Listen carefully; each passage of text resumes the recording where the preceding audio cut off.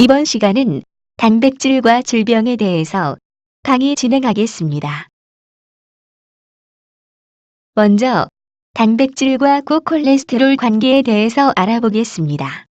연구에 따르면 콩 단백질은 LDL 콜레스테롤 수치를 낮춤으로써 심장 질환의 위험을 줄일 수 있음을 제안하고 있습니다. 예를 들어 일본에 사는 약 5,000명의 남녀를 대상으로 한 임상 연구에서 가장 많은 콩을 먹은 사람들이 콜레스테롤 수치가 가장 낮았습니다. 모든 연구가 동의하는 것은 아니지만 하루에 콩 단백질 25g을 먹는 사람들이 LDL 수치를 5% 정도 낮춰주는 것으로 나타났습니다. 연구에 따르면 높은 콜레스테롤을 가지고 있는 사람들이 매일 고기 대신에 콩 단백질을 31에서 47g을 섭취하면은 총 콜레스테롤을 9%까지 줄일 수 있었습니다. 결과적으로 1999년 미국 식품의약국은 콩이 식단의 일부분으로 소비했을 때 포화 지방과 콜레스테롤을 낮춰줄 수 있다는 사실에 따라서 콩 제품의 심장 건강 라벨을 표기하는 것을 허락했습니다. 조건은 한 끼 식사 제공량에는 6.25g의 콩 단백질이 포함되어 있어야 합니다. 콩 단백질 6.25g은 하루에 필요로 하는 양의 25%에 해당하며 심장 건강에 대한 혜택을 얻기 위해서는 25g의 콩이 필요합니다. 권장 요구량 25g은 상대적으로 쉽게 먹을 수 있는 양입니다. 예를 들어 단단한 두부는 13g이 들어있으며 콩으로 만들어진 햄버거는 10에서 12g이 226mg 두유에는 10g이 들어있습니다. 미국 심장학회에서도 심장질환의 위험을 줄이기 위해서는 포화 지방과 콜레스테롤이 낮은 음식물을 섭취하고 하루에 적어도 25g의 대두 단백질을 추가할 것을 권장하고 있습니다. 단백질과 콜레스테롤에 대한 연구 결과에 따른 증거들입니다. 1. 하루에 대두 단백질을 55g 이상 섭취하는 아시아 사람들은 하루에 5g 미만의 콩 단백질을 섭취하는 서양 사람들보다 심장질환 발병률이 낮은 것으로 나타났습니다. 2. 식사 시 포화 지방을 낮추기 위해서 육류 대신에 대두 단백질을 31에서 47g을 섭취하면 콜레스테롤 수치를 낮출 수 있는 것으로 나타났습니다. 3. 포화 지방과 콜레스테롤이 낮은 식이요법과 함께 하루에 최소한 20g의 콩 단백질을 포함하면 모든 연구가 동의하는 것은 아니지만 남성과 여성 모두에게서 혈중 지방 수치를 낮출 수 있는 것으로 나타났습니다. 다음은 단백질과 암에 대한 연구 내용입니다. 많은 사람을 대상으로 한 연구에 따르면 콩 단백질을 많이 섭취하면은 유방암, 전립선암, 자궁암과 같은 호르몬과 관련한 암 발생 위험이 낮아질 수 있는 것으로 나타났습니다. 그러나 연구 결과들은 상반됩니다. 예를 들어 유방암 위험이 낮다고 평가한 연구들 대부분은 대두를 많이 먹는 아시아 여성들이었습니다. 이전에 발표된 18개의 연구 결과에 따르면 건강한 여성의 경우에는 대두가 유방암 위험을 14% 감소한 것으로 나타났지만 서양 여성을 대상으로 한 연구에서는 유방암 위험이 감소하지 않았습니다. 일부 연구에 따르면 폐경기를 겪을 때보다 젊었을 때 콩을 많이 먹으면 더 큰 효과를 볼 수 있는 것으로 관찰되었습니다.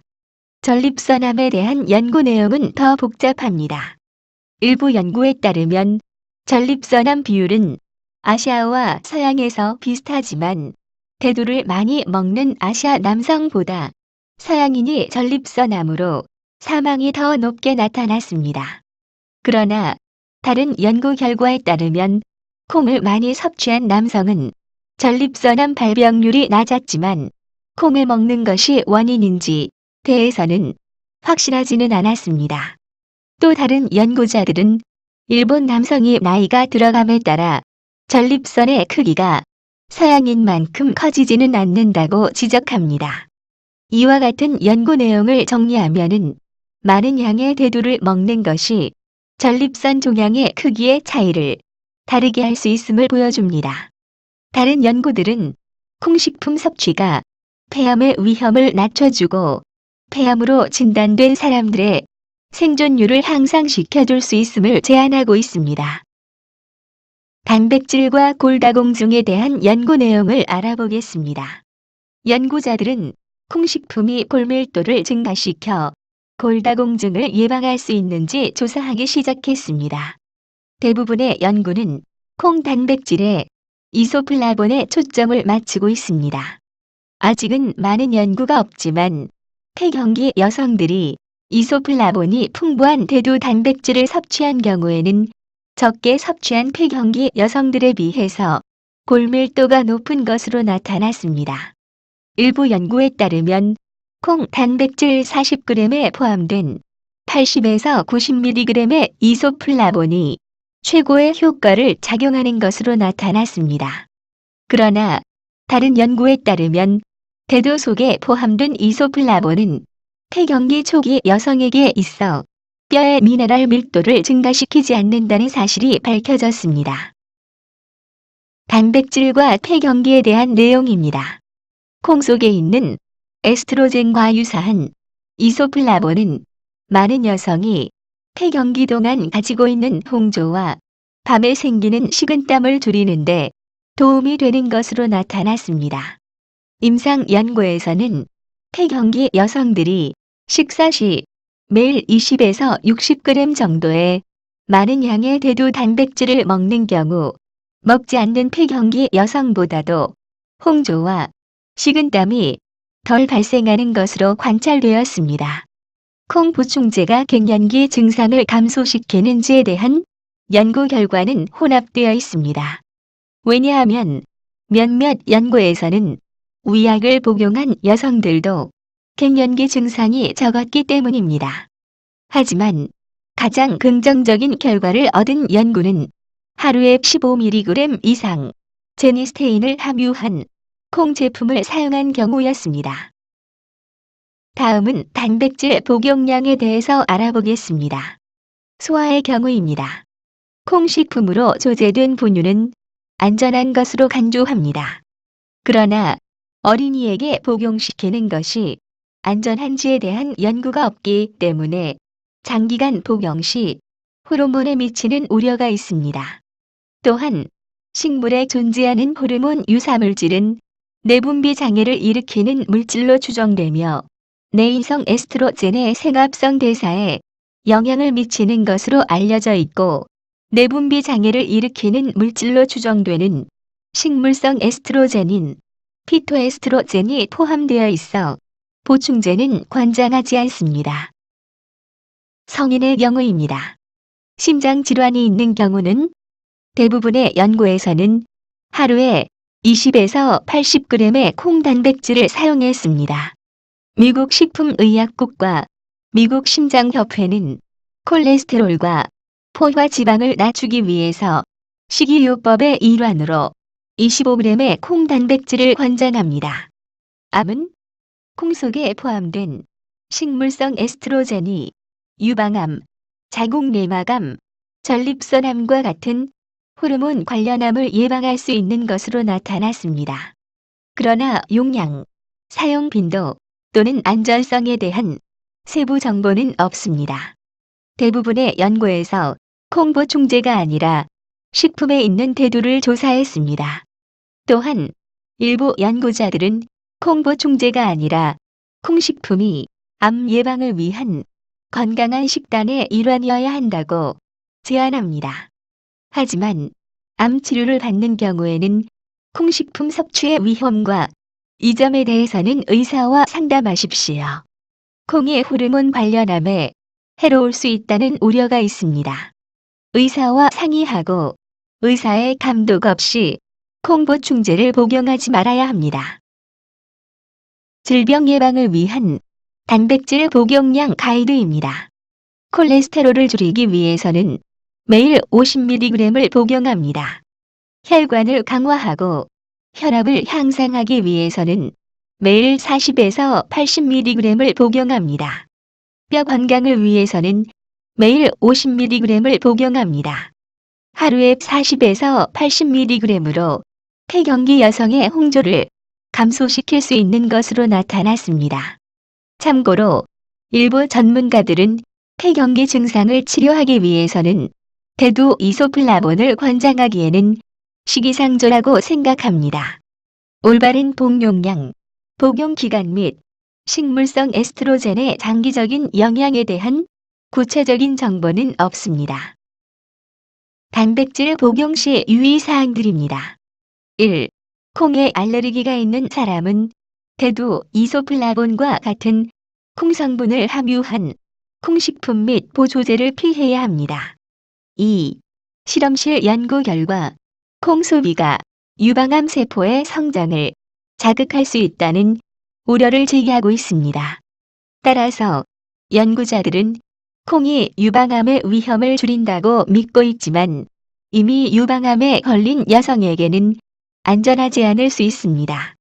따라서 유방암이 있다면은 콩이 유익한지 또는 해로운지에 대해서 의사와 상담하십시오.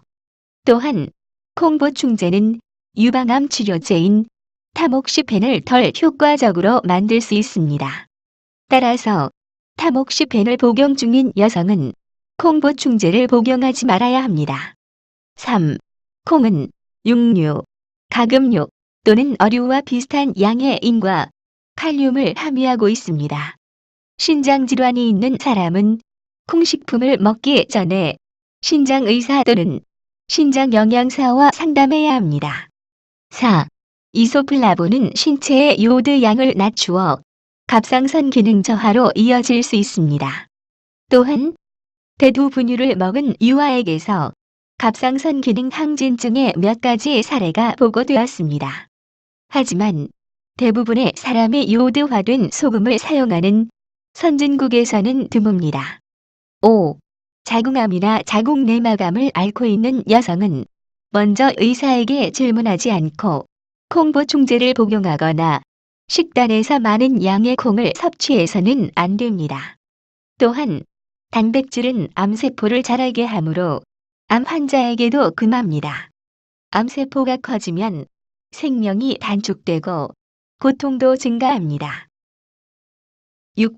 하루 25에서 40g 정도의 단백질을 섭취하는 게 건강에 좋은데 단백질을 과다하게 섭취하면 질소로 분해돼 암모니아나 요소로 바뀌게 됩니다. 이렇게 발생한 암모니아나 요소는 인체에 여러 가지 해독을 끼칩니다. 암모니아로 두뇌가 점점 흐려지고 짜증이 생기고 아드레날린 같은 호르몬이 생산돼 혈압과 혈당이 올라갑니다. 요소가 많이 생기면 암을 예방하는 면역 체계가 약해집니다.